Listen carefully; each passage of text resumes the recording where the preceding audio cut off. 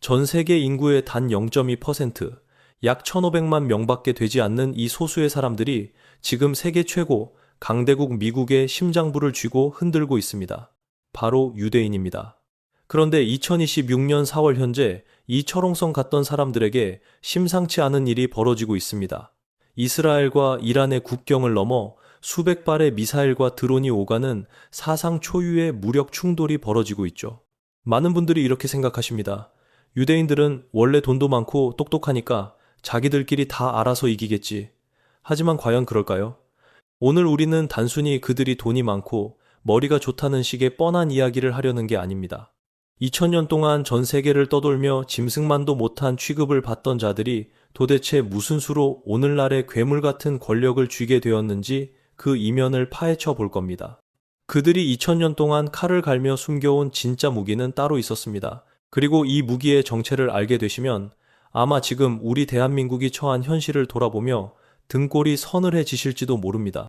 도대체 99%의 사람들이 모르는 그들의 진짜 정체는 무엇일까요? 지금부터 그 소름 돋는 진실의 문을 엽니다. 자, 지금 이 순간에도 중동의 밤하늘이 불타오르고 있습니다. 이스라엘과 이란 사이에서 수백 발의 미사일이 불꽃을 뿜으며 하늘을 가르고 있거든요. 혹시 뉴스에서 그 장면 보셨습니까?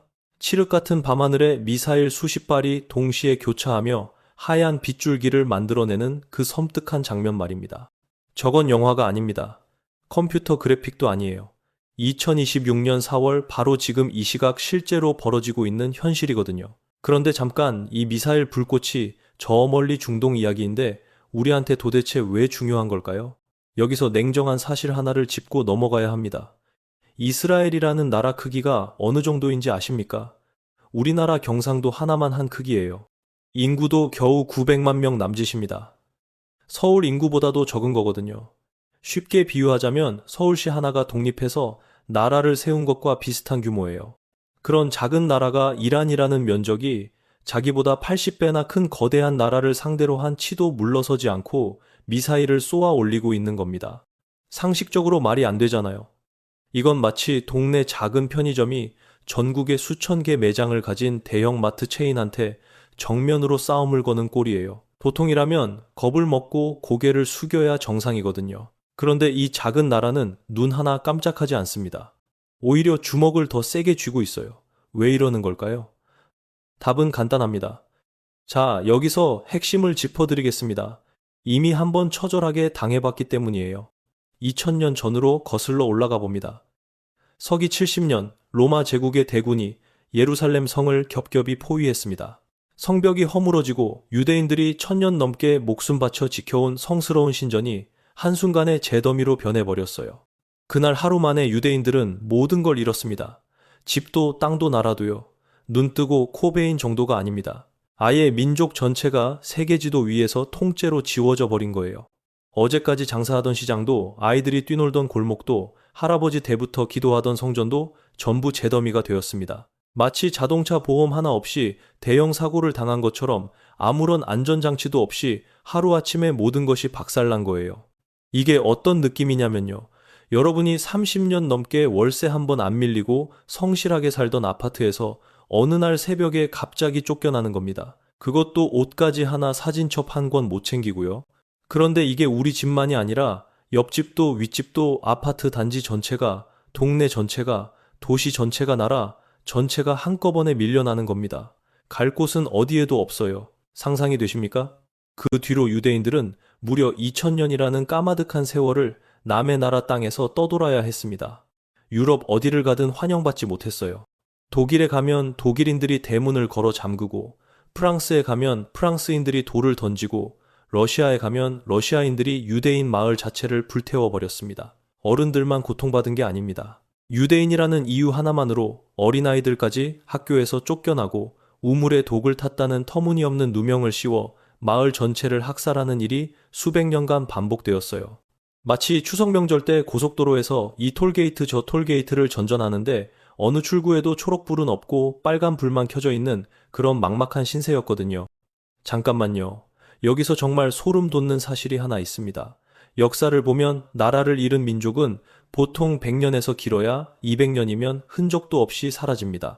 주변 민족에 섞여들어서 자기네 말도 잊어버리고 고유한 풍습도 잊어버리고 결국에는 이름조차 역사책에서 사라지는 게 보통이잖아요. 컵에 담긴 맑은 물에 잉크 한 방울을 떨어뜨려 보세요.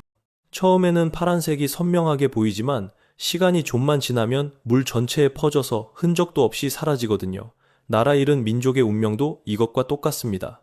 고대 바빌론 사람들도 페니키아 사람들도 그 찬란했던 로마의 수많은 속국 민족들도 전부 이렇게 역사의 물속으로 녹아 사라져 버렸거든요. 근데요, 여기서 반전이 나옵니다. 유대인들은 2000년이 지나도 사라지지 않았습니다. 아니, 사라지기는커녕 오히려 더 단단해져서 돌아왔어요. 전 세계 역사를 통틀어 어디서도 유례를 찾아볼 수 없는 말 그대로 기적이라고밖에 할 수 없는 일이에요. 이건 마치 폭풍 후에 뿌리째 뽑힌 나무가 2000년 뒤에 다시 싹을 틔운 것과 같습니다. 나라도 없고 땅도 없고 받아주는 곳조차 없었던 사람들입니다. 가는 곳마다 돌팔매질을 당하고 재산을 빼앗기고 목숨까지 위협받았어요. 그런 사람들이 대체 어떻게 2000년이라는 그 기나긴 세월을 버텨낸 걸까요? 그 비밀의 실마리는 뜻밖에도 바로 우리 대한민국의 역사 속에 숨어 있었습니다. 유대인들이 나라를 잃고 전 세계를 떠돌던 그 2000년이라는 기나긴 시간 동안 지구 반대편 우리 한반도에서는 과연 어떤 일이 벌어지고 있었을까요? 솔직히 말씀드리면 우리도 편한 적은 단 한 번도 없었습니다. 중국 대륙에서는 수시로 수십만 대군이 밀려왔고 북쪽에서는 여진족과 몽골이 말발굽으로 우리 땅을 짓밟았어요. 바다 건너 일본은 칼을 갈며 호시탐탐 기회를 노렸습니다. 우리 한반도의 위치라는 게 마치 사거리 한복판에 놓인 작은 가게 같은 거거든요. 동서남북 어디서든 언제든 무언가가 돌진해 올 수 있는 세계에서 가장 위태로운 자리에 수천 년을 버틴 겁니다. 그런데 말입니다. 여기서 아주 중요한 차이가 하나 있습니다. 유대인들은 나라를 잃었습니다. 완전히 다 잃었어요. 땅도 빼앗기고 정부도 사라지고 국민들이 전 세계 구석구석으로 뿔뿔이 흩어졌습니다. 나라라는 형체 자체가 증발해버린 거예요. 하지만 우리 선조들은 달랐습니다. 수백 번 침략을 당하면서도 피를 흘리고 또 흘리면서도 끝내 이 좁은 땅덩어리를 절대 놓지 않았어요. 이게 얼마나 대단한 일인지 비유를 하나 들어보겠습니다. 태풍이 올 때 부둣가에 배를 묶어두잖아요. 밧줄 하나가 끊어지면 다른 밧줄로 버티고 그것마저 끊어지면 선원들이 맨손으로 배전에 달라붙어서 배를 잡아둡니다. 우리 선조들이 딱 그랬어요. 나라가 위태로워질 때마다 평범한 민초들이 스스로 일어나서 맨몸으로 적 앞에 섰거든요.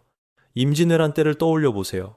이순신 장군의 전선 뒤에는 이름 없는 수만 명의 백성들이 노를 젓고 있었습니다. 일제강점기 35년 일본은 우리말을 쓰지 못하게 말고 이름까지 바꾸라고 강요했습니다. 단순히 나라를 빼앗긴 게 아니라 민족의 혼 자체를 뿌리째 뽑아버리겠다는 거였어요. 유대인들이 유럽 각지에서 정체성을 말살당할 뻔한 것과 놀라울 만큼 닮은 일이 우리에게도 벌어졌던 겁니다. 하지만 우리는 아무리 힘들어도 이 반도 위에 두 발을 딛고 서 있었습니다. 반면 유대인들은 2000년 동안 발 디딜 땅 자체가 없었거든요. 망망대해 한가운데서 구명조끼 하나 없이 맨몸으로 2000년을 떠 있어야 했던 셈입니다. 그래서 더 궁금해지는 거예요. 발 디딜 땅도 없이 2000년을 버틴 유대인들은 도대체 뭘 부여잡고 살아남았던 걸까요? 놀랍게도 그들이 처절하게 움켜쥔 것은 당시 유럽 사람들이 가장 더럽고 천하다며 경멸했던 바로 그것이었습니다. 발 디딜 땅도 없이 2000년을 버틴 유대인들은 도대체 뭘 부여잡고 살아남았던 걸까요? 그 해답을 찾기 전에 잠시 우리 한반도의 역사를 다시 한번 뼈아프게 짚어볼 필요가 있습니다. 우리 선조들은 몽골의 말발굽 아래 30년을 짓밟히고 일본 제국주의에 35년간 언어와 이름마저 빼앗기는 치욕을 당했습니다. 6.25 전쟁 때는 온 나라가 잿더미로 변했죠. 하지만 우리와 유대인의 결정적인 차이는 바로 땅의 유무였습니다. 우리는 아무리 참혹하게 짓밟려도 끈질기게 피를 흘리며 이 한반도라는 물리적인 영토를 부여잡았습니다. 도망칠 곳은 없었지만 두 발을 딛고 저항할 기반은 있었던 겁니다. 반면 유대인들은 어땠습니까? 서기 70년 예루살렘 성전이 함락된 그날 이후 그들에게는 지켜야 할 영토도 피 흘려 싸울 전장조차 허락되지 않았습니다. 그들은 거대한 역사의 바다 한가운데 구명조끼 하나 없이 내던져진 난파선의 생존자들과 같았습니다. 발이 닿지 않는 심해에서 숨을 쉬기 위해 그들이 처절하게 움켜쥔 것은 당시 유럽 기독교 사회가 가장 더럽고 천하다며 경멸했던 밧줄이었습니다. 바로 돈이었습니다. 중세 유럽은 기독교의 절대적인 지배 아래 있었습니다. 왕의 권력도, 법의 기준도, 인간의 목숨조차도 교회의 교리에 의해 좌우되던 맹신과 광기의 시대였죠. 그 철저한 배타주의 속에서 유대인들은 짐승만도 못한 취급을 받았습니다. 그들은 땅을 소유할 권리가 원천적으로 박탈당했습니다. 농사를 지어 식량을 생산할 수도 없었죠. 당시 경제의 핵심이던 길드, 즉 상인과 수공업자 조합에도 유대인은 가입이 금지되었습니다. 대장간을 여러 쇠를 두드릴 수도, 빵집을 열어 밀가루를 반죽할 수도, 심지어 남의 밭에 들어가 씨앗 한 톨 뿌리는 노동조차 불법이었습니다. 오늘날의 상황으로 잔인하게 비유해 볼까요? 당신이 가장으로서 가족을 먹여 살리기 위해 구인 구직 사이트에 접속했는데 수만 개의 채용 공고마다 빨간 글씨로 유대인 지원 불가라는 낙인이 찍혀 있는 겁니다. 일용직 노동조차 허락되지 않는 완벽한 경제적 봉쇄였습니다. 굶어 죽거나 자살하거나 둘 중 하나의 선택지만 남겨진 상황에서 그들은 어떻게 연명했을까요? 여기서 인류 역사의 가장 모순적이고 비열한 경제 메커니즘이 작동합니다. 당시 기독교는 성경의 가르침에 따라 돈을 빌려주고 이자를 받는 행위를 영혼을 타락시키는 극악한 죄악으로 규정했습니다. 기독교인들은 손에 이자라는 피를 묻히기를 거부했죠. 하지만 현실 세계는 달랐습니다. 권력을 쥐고 영토를 넓히려는 왕들에게는 거대한 전쟁 자금이 필요했고, 화려한 성을 쌓으려는 귀족들에게도 돈이 필요했으며, 지중해 무역을 독점하려는 상인들에게도 거액의 대출이 절실했습니다. 이 거대한 자금 수요와 종교적 교리 사이의 위선을 해결하기 위해 유럽의 권력자들은 가장 교활한 해결책을 찾아냈습니다. 바로 이자놀이라는 가장 더럽고 천한 역할을 이 사회의 가장 밑바닥에 있던 유대인들에게 강제로 떠넘긴 겁니다. 이것은 마치 고급 아파트 단지에서 냄새나는 음식물 쓰레기를 직접 치우기 싫은 주민들이 동네에서 가장 힘없고 천대받는 집안에 그 오물 처리를 강요해놓고 정작 그 집 앞을 지날 때마다 더러운 쓰레기 악취가 난다며 코를 맑고 손가락질을 하는 것과 똑같은 악랄한 구조였습니다. 유대인들은 원래부터 탐욕스럽고 돈을 밝히는 유전자를 가진 것이 아닙니다. 그것은 승자들이 만들어낸 새빨간 거짓말입니다. 그들에게는 선택의 여지가 없었습니다. 가족을 굶겨 죽이지 않기 위해, 오늘 밤 당장 길거리로 내쫓겨 얼어 죽지 않기 위해 그들은 기독교인들이 침을 뱉고 던져주는 그 오물 묻은 동전 한 입 한 입을 피눈물을 삼키며 악착같이 주워 담았던 겁니다. 생존을 위한 처절한 발버둥이었죠. 하지만 진짜 비극적이고 끔찍한 대학살의 논리는 그 다음부터 시작됩니다. 유대인들이 고리대금업을 통해 어느 정도 거대한 자본을 축적하게 되면 슬그머니 그 나라의 국왕이나 최고 권력자들이 다가옵니다. 그들은 전쟁 비용이나 국가 채무를 해결하기 위해 유대인 자본가들에게 엄청난 규모의 돈을 강제로 빌렸습니다. 유대인들은 감히 거절할 권리가 없었습니다. 거절은 곧 반역이자 즉각적인 추방을 의미했으니까요. 막대한 자금이 왕실의 금고로 흘러들어갔습니다. 그런데 채무의 만기일이 다가와 상환해야 할 시점이 되면 어떤 일이 벌어졌을까요? 왕은 빚을 갚는 대신 백성들을 광장으로 불러 모아 이렇게 선동했습니다. 저 탐욕스러운 유대인들이 우리 선량한 기독교 백성들의 고혈을 빨아먹고 있다. 저 기생충들을 당장 성스러운 우리 땅에서 모조리 몰아내라. 이것이 바로 국가주도의 합법적인 채무 불이행, 즉 디폴트 메커니즘이었습니다. 빚을 갚지 않기 위해 채권자를 악마로 둔갑시켜 아예 국경 밖으로 내쫓아 버린 겁니다. 왕실의 엄청난 부채는 유대인들의 추방과 동시에 완벽하게 허공으로 증발해 버렸습니다. 식당에서 가장 비싼 코스, 요리를 배불리 먹어 치운 뒤 계산할 때가 되자 주방장이 음식에 독을 탔다며 억지를 부리고, 오히려 식당 주인을 쫓아낸 뒤 밥값을 떼어먹는 것과 완벽히 동일한 수법이었습니다. 이러한 야만적인 국가폭력은 우발적인 사건이 아니었습니다. 1394년 영국에서 1492년 스페인에서 그리고 프랑스, 독일, 러시아에 이르기까지 수백 년 동안 끝없이 반복된 치밀한 패턴이었습니다. 특히 1492년 스페인에서 추방령이 떨어졌을 때는 무려 20만 명이 넘는 유대인들이 하루아침에 짐을 싸야 했습니다. 수백 년 대대로 일궈온 집과 상점을 헐값에 강탈당하고 그들이 피땀 흘려 모은 금은보화마저 왕실의 모조리 압수당한 채 옷까지만 걸치고 국경 박사막으로 내몰렸습니다. 전 재산을 약탈당하고 빈손으로 낯선 땅에 던져진 그 절망의 순간 유대인들은 뼛속 깊이 각인되는 하나의 잔인한 진리를 깨달았습니다. 돈은 생존을 위해 반드시 필요하다. 하지만 돈만으로는 우리를 절대 지킬 수 없다. 최고 권력자가 마음만 먹으면 우리의 재산과 목숨은 언제든 합법적으로 강탈당할 수 있다. 돈은 그저 날아오는 화살을 막아주는 임시 방패일 뿐 결코 적을 쓰러뜨릴 수 있는 무기가 될 수 없다는 뼈저린 각성이었습니다. 엔진은 맹렬하게 돌아가고 기름은 가득 차 있지만 정작 운전대를 잡을 권력이 없다면 누군가 언제든 차 열쇠를 빼앗아 갈 수 있다는 경제적 무력함을 통감한 것입니다. 방패만 들고는 이 잔혹한 세상의 전쟁에서 결코 승리할 수 없습니다. 그렇다면 수없이 모든 것을 빼앗기고도 다시 일어서게 만든 힘, 2000년의 핍박을 관통하여 오늘날 전 세계의 군사 경제적 패권을 쥐락펴락하게 만든 그들만의 진짜 비밀 무기는 과연 무엇이었을까요? 이 무기의 정체를 알게 되시면 아마 여러분은 경악을 금치 못하실 겁니다. 돈이 그들을 지켜줄 궁극의 무기가 아니었다면 왕의 군대가 그들의 재산을 몰수하고 그들을 국경 밖으로 내쫓았을 때 그들을 구원한 진짜 무기는 대체 무엇이었을까요? 국왕의 권력으로도 거대한 군대의 칼날로도 결코 강탈할 수 없는 단 하나의 피난처이자 영원히 복리로 증식하는 무형의 자산. 그것은 바로 인간의 뇌세포 자체를 극한까지 개조하는 역사상 가장 가혹하고 체계적인 두뇌 훈련 시스템이었습니다. 지금부터 여러분을 세상에서 가장 잔인하고 완벽하게 통제된 정신의 실험실로 안내하겠습니다. 매주 금요일 해가 질 무렵부터 토요일 밤하늘에 별이 뜰 때까지의 25시간. 유대인들은 이 고립의 시간을 안식일이라고 부릅니다. 겉보기에는 그저 평범하고 고루한 종교적 의식으로 보이십니까? 천만의 말씀입니다. 이것은 척박한 광야와 가혹한 차별 속에서 살아남기 위해 철저하게 진화된 생존을 위한 지적 단절 메커니즘입니다. 이 25시간 동안 유대인 가정에서는 현대인으로서는 도저히 숨이 막혀 견딜 수 없을 정도로 완벽한 정보의 차단이 일어납니다. 해가 지는 바로 그 순간 스마트폰의 전원을 무자비하게 꺼버립니다. 거실에 있는 텔레비전의 코드를 뽑아버립니다.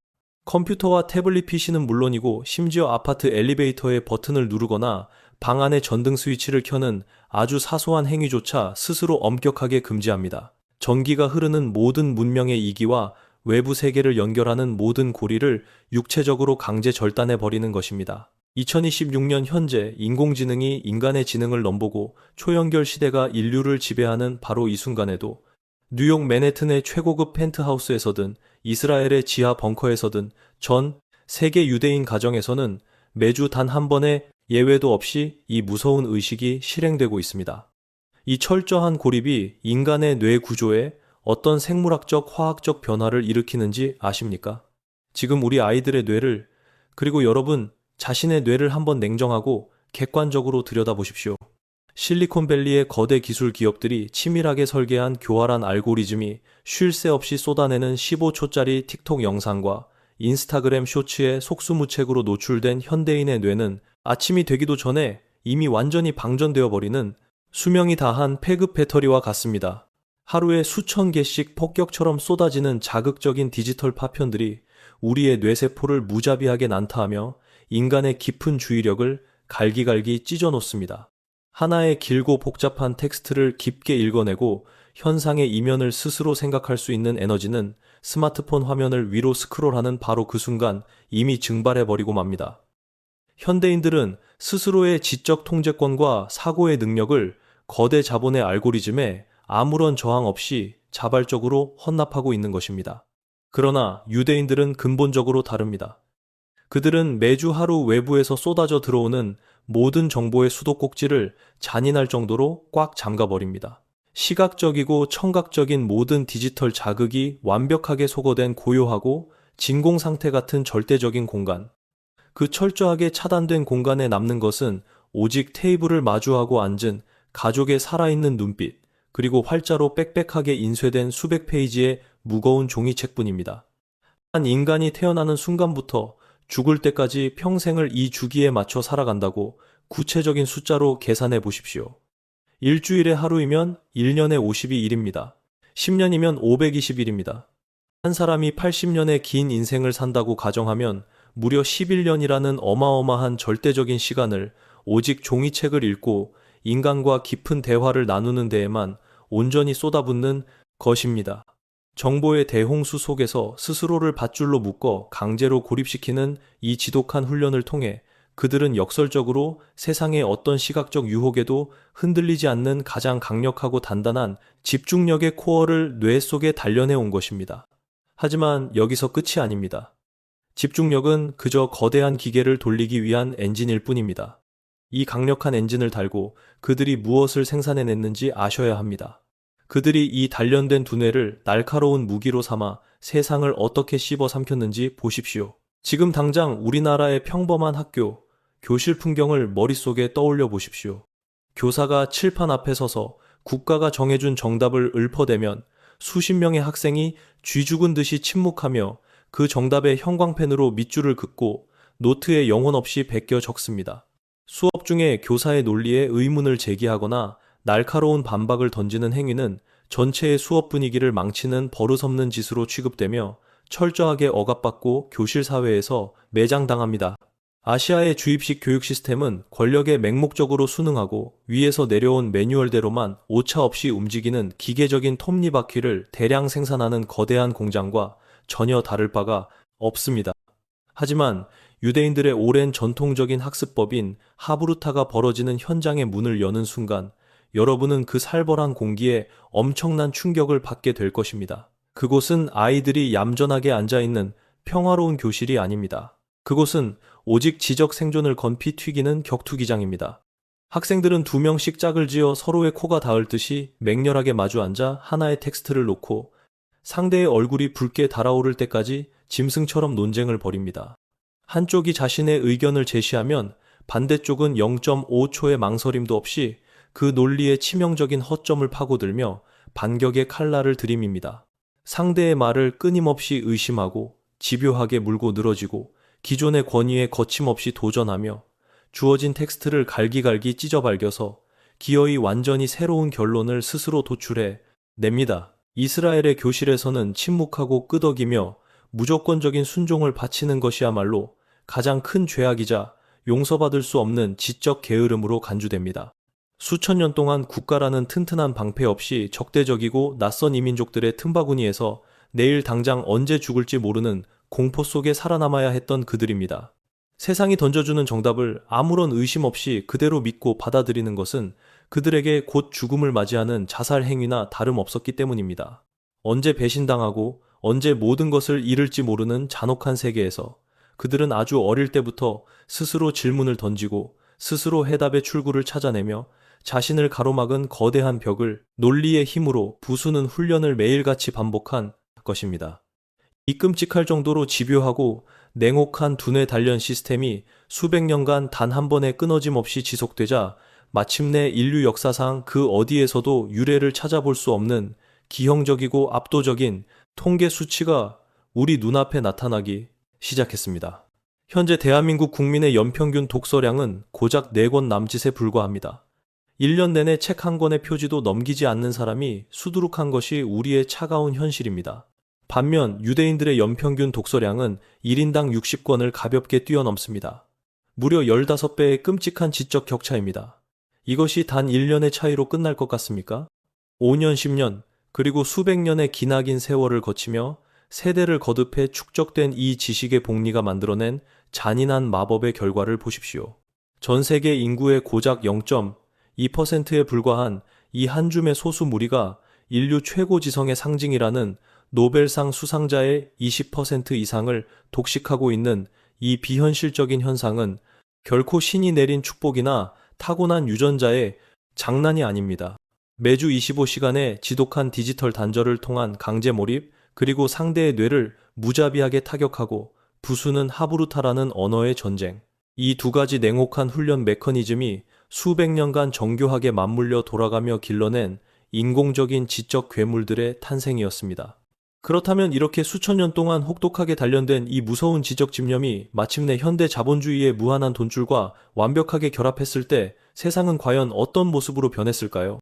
뼛속까지 날카롭게 벼려진 이 천재적인 두뇌들이 대서양의 거친 파도를 건너 거대한 신대륙, 미국의 심장부에 빈손으로 상륙하는 바로 그 순간 무기가 하나도 없는 피 한 방울, 흘리지 않고도 전 세계를 통째로 집어삼키는 가장 치명적이고 완벽한 세계 정복의 시나리오가 조용히 가동되기 시작했습니다. 이제 그들이 어떻게 미국의 숨통을 쥐고 흔들게 되었는지 그 보이지 않는 통제의 사슬을 하나씩 해부해 보겠습니다. 2000년 동안 핍박의 용광로 속에서 날카롭게 벼려진 이 무서운 두뇌들이 낡은 가방 하나만 달랑 든 채 대서양을 건너 신대륙 미국의 항구에 첫 발을 내디뎠을 때 그들은 총과 대포를 들지 않았습니다.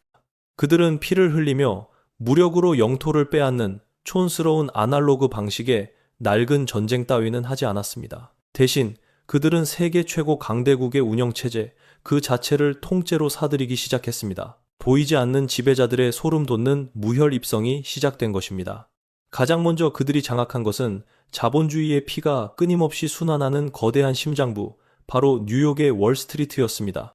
여러분의 통장에 꽂히는 팍팍한 월급, 여러분이 영혼까지 끌어모아 투자한 주식과 부동산 자금, 이 모든 세계 자본의 흐름을 통제하는 거대한 댐의 수문장들이 과연 누구인지 아십니까? 골드만삭스, JP모건, 그리고 전 세계 수경 원의 천문학적인 자산을 굴리며 각국 정부의 경제 정책마저 좌지우지하는 세계 최대의 자산운용사 블랙록. 이 모든 거대한 돈의 제국을 지배하는 꼭대기의 수뇌부가 바로 유대인 자본가들입니다. 그들은 여러분의 돈이 어디로 흘러가고 누구의 주머니를 불려줄지, 그리고 어느 나라의 경제를 붕괴시킬지를 마우스 클릭 한 번으로 결정하는 보이지 않는 신의 손을 쥐고 있습니다. 돈의 혈관을 완벽하게 장악한 그들은 곧바로 인간의 정신을 지배하는 환각의 공장으로 눈을 돌렸습니다. 바로 대중문화의 심장 할리우드입니다. 월트 디즈니, 워너 브라더스, 유니버설 픽처스, 파라마운트. 우리가 주말마다 팝콘을 먹으며 아무 생각 없이 열광하는 화려한 블록버스터 영화들. 우리의 아이들이 넋을 잃고 화면 속으로 빨려 들어가는 애니메이션들. 이 모든 거대한 미디어 제국들이 유대인 창업자들의 손에서 탄생했습니다. 이것이 왜 그토록 소름 돋게 무서운 일인지 아십니까? 그들은 단순히 대중에게 오락거리와 영화 티켓을 파는 것이 아닙니다. 그들은 전 세계 인류가 무엇을 선하다고 믿고 무엇을 악하다고 규정할지, 누구를 불쌍한 희생자로 동정하고 누구를 끔찍한 악당으로 미워해야 할지를 결정하는 거대한 가치관에 매트릭스를 치밀하게 설계한 것입니다. 영상 매체라는 가장 달콤하고 강력한 최면수를 통해 전 세계인들의 무의식 깊은 곳에 그들만의 이데올로기와 역사관을 주입하는 완벽한 세뇌의 시스템을 구축한 것입니다. 그리고 마침내 그들은 인류의 미래마저 완벽하게 감금할 거대한 디지털 감옥의 마스터키를 손에 쥐었습니다. 바로 기술 혁신의 성지 실리콘밸리입니다. 구글을 만들어 전 세계 인류의 지식과 정보를 독점한 세르게이 브린과 레리 페이지, 페이스북과 인스타그램으로 30억 명의 시선과 시간을 철저하게 포로로 잡은 마크 저커버그, 그리고 2026년 현재 인간의 지적 능력마저 초월하려 들며 전 세계 산업을 공포와 환희로 몰아넣은 인공지능 챗GPT를 탄생시킨 오픈 AI의 샘 올트먼. 이들의 공통점이 무엇입니까? 이들 모두가 유대인이거나 유대의 핏줄을 이어받은 자들입니다. 여러분이 매일 아침 눈을 떠서 무의식적으로 스마트폰을 켜고 알고리즘이 친절하게 떠먹여주는 뉴스를 보며 분노하고 SNS에 올라온 타인의 화려한 가짜 삶을 보며 상대적 박탈감에 시달리는 그 모든 일상의 감정과 행동 패턴들, 그 자유의지라고 믿었던 모든 것들이 사실은 그들이 촘촘하게 짜놓은 거대한 데이터의 그물망 안에서 완벽하게 통제되고 계산되어 철저하게 상업적으로 착취당하고 있는 것입니다. 하지만 이 세 가지 기둥 즉 돈과 미디어와 기술은 결국 가장 치명적이고 절대적인 단 하나의 권력을 향해 수렴했습니다. 바로 미국이라는 거대한 국가 단위의 폭력 독점권, 즉 정치 권력의 완벽한 매수입니다. 워싱턴 정가에서 가장 공포의 대상으로 군림하는 로비 조직 에이펙, 미국 이스라엘 공공문제위원회의 실체를 보십시오. 미국의 대통령이 되려는 자, 상원의원이나 하원의원 배지를 가슴에 달려는 자는 그 누구를 막론하고 이스라엘에 대한 맹목적인 충성과 막대한 군사적 지원을 맹세하며 고개를 숙여야만 합니다. 도대체 왜 세계 최강대국의 정치인들이 그토록 비굴하게 엎드리는 것일까요? 미국의 선거판은 천문학적인 돈이 불에 타들어가는 거대한 돈 먹는 하마이자 용광로이기 때문입니다. 선거 캠페인 자금이라는 절대적인 정치적 생명줄을 쥐고 있는 유대인 자본가들의 눈밖에 나는 순간 아무리 유력한 정치인이라도 그의 정치 생명은 단 며칠 만에 자금줄이 말라붙으며 처참하게 끝이 나고 맙니다. 정치인들에게는 국민의 투표지보다 억만장자의 수표가 당락을 가르는 진짜 무기라는 잔인한 자본주의의 법칙이 작용하는 것입니다. 이것이 바로 지금 이 순간 저 멀리 중동의 사막에서 인구 900만 명의 작은 나라 이스라엘이 주변의 거대한 이슬람 국가들을 상대로 겁없이 미사일을 쏘아 올리고 매일 수십억 원이 허공으로 증발하는 아이언돔을 미친 듯이 가동할 수 있는 진짜 이유입니다. 그 막대한 전쟁 비용과 무자비한 살상 무기를 조달하는 거대한 자금의 화수분이 어디입니까? 바로 미국의 평범한 노동자들이 햄버거 가게에서 패티를 굽고 야간 투잡을 뛰며 피땀 흘려 납부한 수십조 원의 세금입니다. 유대인의 글로벌 네트워크는 미국의 권력자들을 선거 자금이라는 보이지 않는 쇠사슬로 꽁꽁 묶어놓았고 그 결과 세계 최강대국 미국은 이스라엘의 철통 같은 안보를 위해 무한대로 달러와 무기를 찍어내고 퍼붓는 거대한 현금 인출기이자 꼭두각시 용병으로 전락해버린 것입니다. 이스라엘의 등 뒤에는 월스트리트의 무한한 자본 할리우드의 완벽한 선전선동 실리콘밸리의 전지전능한 기술력, 그리고 미국 정부라는 세상에서 가장 폭력적이고 강력한 경호원이 버티고 서 있는 것입니다. 그들은 단 한 발의 총성도 울리지 않고 인류 역사상 가장 우아하고 잔혹한 방식으로 세계의 숨은 지배자가 되었습니다. 그런데 말입니다. 영원할 것만 같던 이 완벽하고 숨막히는 지배 시스템, 이 철옹성 같은 보이지 않는 제국에 마침내 파멸의 징후와 균열이 발생하기 시작했습니다. 그것도 그들이 스스로 만들어낸 가장 완벽한 통제 무기, 바로 그들의 자식 세대와 그들이 직접 창조해낸 알고리즘에 걷잡을 수 없는 역습에 의해서 말입니다. 영원할 것만 같던 2000년, 지적 제국의 철옹성에 마침내 끔찍한 파열음이 들리기 시작했습니다. 놀랍게도 그들에게 치명적인 비수를 꽂은 것은 적국의 군대나 미사일이 아니었습니다. 바로 그들 스스로가 세상을 통제하기 위해 창조해낸 완벽한 무기인 실리콘밸리의 소셜미디어 알고리즘과 미국을 짊어질 미래 세대인 젠지 세대의 반란이었습니다. 2026년 현재 미국의 명문 대학인 하버드 콜롬비아 MIT 캠퍼스는 분노한 20대 대학생들의 거대한 시위 물결로 완전히 마비되었습니다. 과거 60, 70대 기성세대에게 유대인은 홀로코스트의 끔찍한 대학살을 겪은 절대적으로 보호받아야 할 가엾은 피해자이자 성역이었습니다. 할리우드가 쉰들러 리스트 같은 영화를 통해 수십 년간 정교하게 주입해온 이 완벽한 피해자의 이미지는 지금의 10대, 20대에게는 더 이상 먹혀들지 않습니다. 젊은 세대에게 홀로코스트는 책에서나 보던 아주 먼 옛날 이야기일 뿐입니다. 그들을 격동시키는 것은 할리우드의 아름답게 편집된 영화나 CNN의 정제된 뉴스가 아닙니다. 그들의 손에 쥐어진 스마트폰 SNS 피드를 통해 매일 분 단위로 쏟아지는 아무런 여과 장치 없이 날 것 그대로 노출된 중동의 잔혹한 학살 현장 영상들입니다. 폭격으로 잿더미가 된 건물 더미 속에서 피투성이가 된 채 울부짖는 어린아이, 미사일에 맞아 절단된 신체 부위들, 기존의 거대 미디어가 통제하고 가려왔던 그 처참하고 불편한 진실이 틱톡과 인스타그램에 무한 증식하는 공유 알고리즘을 타고 빛의 속도로 전 세계 젊은이들의 망막에 직접 꽂히고 있는 것입니다.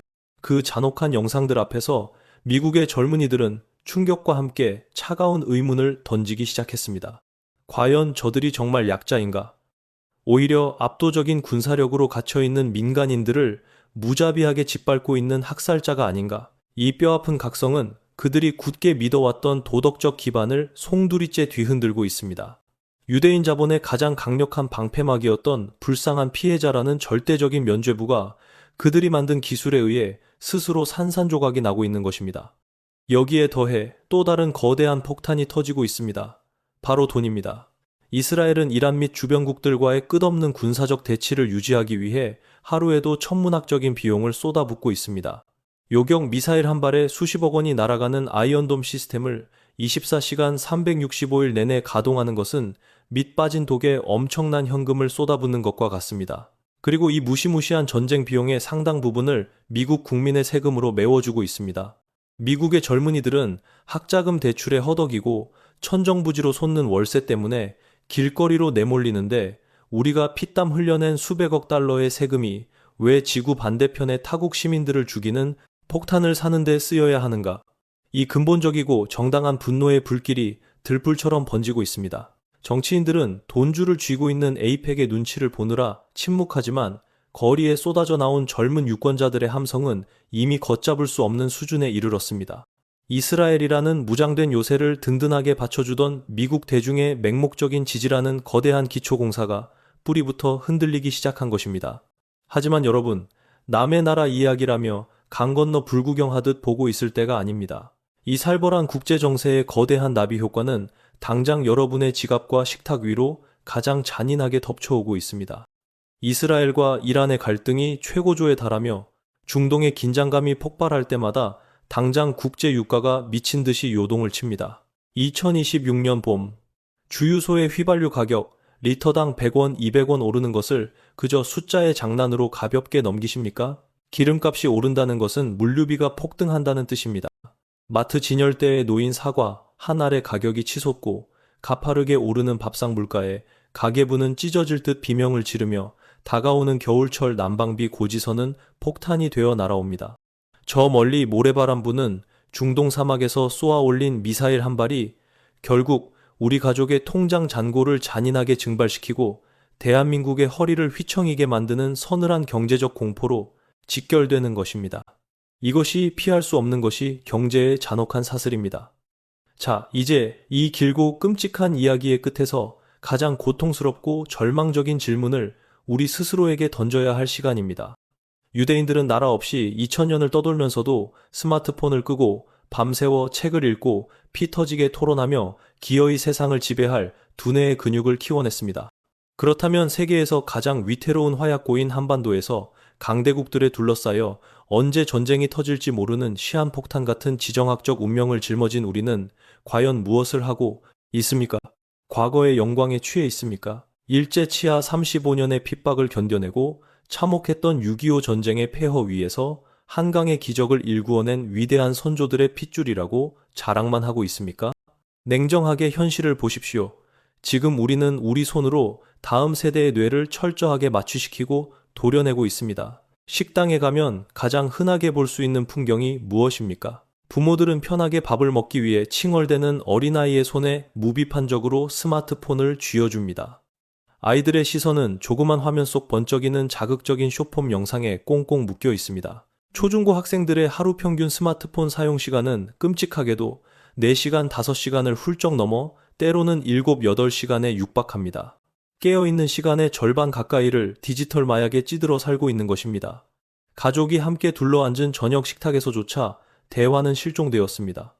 부모는 주식창을 들여다보거나 뉴스피드를 새로 고침하고 아이는 무표정한 얼굴로 이어폰을 꽂은 채 유튜브를 넘깁니다. 질문도 없고 논쟁도 없으며 서로의 눈을 맞추는 시간조차 완벽하게 소멸했습니다.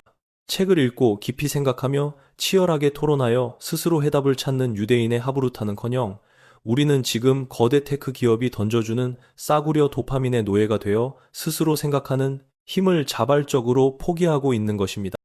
우리는 역사상 단 한 번도 외세의 침략에서 안전한 적이 없었습니다. 그리고 다가오는 미래의 전쟁은 눈에 보이는 총칼이 아니라 눈에 보이지 않는 자본과 기술, 그리고 압도적인 두뇌의 지적 전쟁이 될 것입니다.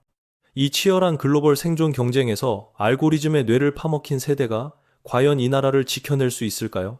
유대인들이 2000년간 벼려온 무기가 바로 이 차가운 지성이었다면 우리는 지금 그 유일한 생존 무기마저 스스로 무장해제하며 아이들을 무기력한 바보로 만들고 있는 셈입니다. 이것이야말로 당장 내일 터질 미사일보다 수백 배는 더 끔찍하고 소름 돋는 국가적 자살 행위가 아니고 무엇이겠습니까? 오늘 밤 당장 여러분 가정의 거실 풍경을 지배하는 그 차가운 디지털 불빛부터 꺼버리십시오. 거창한 정책이나 교육 혁신을 운운하기 전에 오늘 저녁 단 30분만이라도 스마트폰을 식탁에서 치우고 아이들의 눈을 바라보며 살아있는 대화를 시작해보는 건 어떨까요? 그것이 이 위태로운 시대에 우리가 살아남기 위해 당장 시작해야 할 가장 작지만 가장 절실한 첫걸음일 것입니다. 오늘 이 차갑고도 불편한 진실을 마주하며 여러분은 어떤 생각이 드셨습니까? 이스라엘의 위기와 우리의 현실을 비춰보며 이 시대를 꿰뚫어보는 여러분만의 날카로운 통찰력과 경험이 담긴 의견을 댓글로 꼭 남겨주시기 바랍니다. 이 미친 세상에서 살아남기 위해 우리는 어떻게 깨어 있어야 할까요? 영상이 끝난 후에도 여러분의 깊은 사유가 계속되기를 바랍니다.